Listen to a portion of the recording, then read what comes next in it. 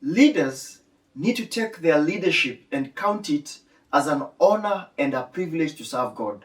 In other words, leaders are servants. They need to have an attitude of servanthood. Welcome to the Leadership Thoughts. My name is Stephen Woko, and I pray that these leadership nuggets and thoughts are inspiring you to become all that God created you to be and to be the leader that you ought to be.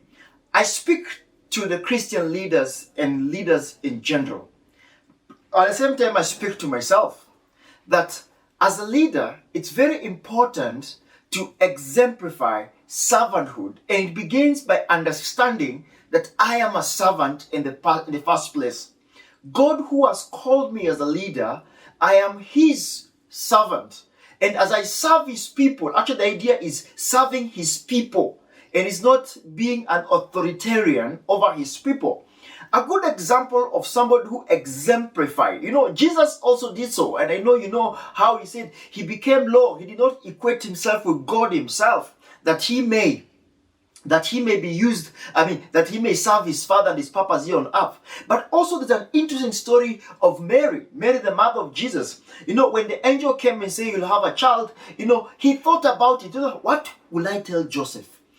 We have never, engaged, we've never had sex with one another. This man is betrothed to me, and he thought about all those things. He counted the cost of what it meant to her and decided that I'm going to be used and to be a servant to do God's purpose on here on earth.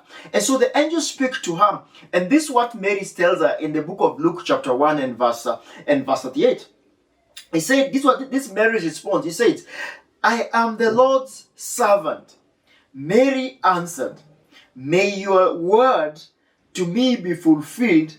Then the angels actually left her.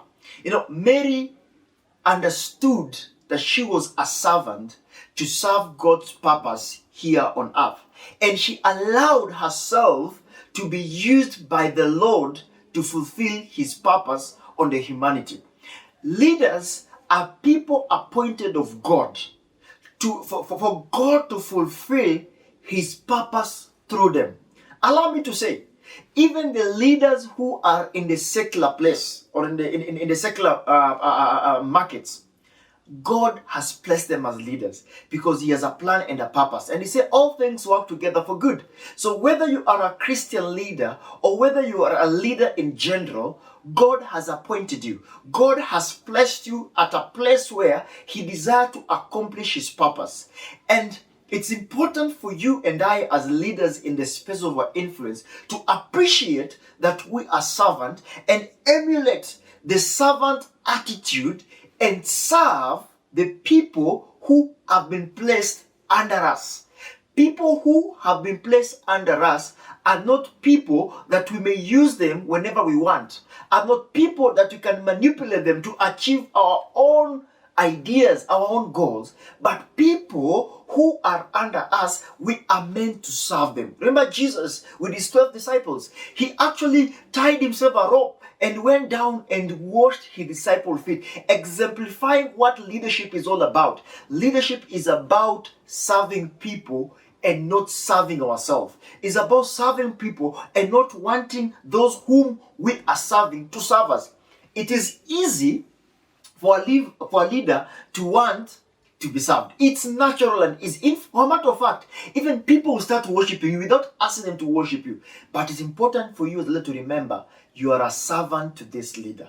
I pray as a leader, as a Christian leader and as a leader in general, my desire is that we will grow to be servant and not to be served. We'll grow to understand and have an attitude of servanthood wherever God has placed us to be as leaders, as we influence this world for the glory of God. I pray this has been inspirational to you. This has been a reminder to you. This has been that nugget you are waiting for as you continue to serving God. As you count the cost, as Mary counted the cost, Mary wondered what will happen, but he realized serving God is a better noble cause than the fears that she had about what people will say, what her and then her husband to be will say, and chose to serve God. May we develop that kind of servanthood attitude as we seek to serve God. God bless you and God keep you. Good to see you.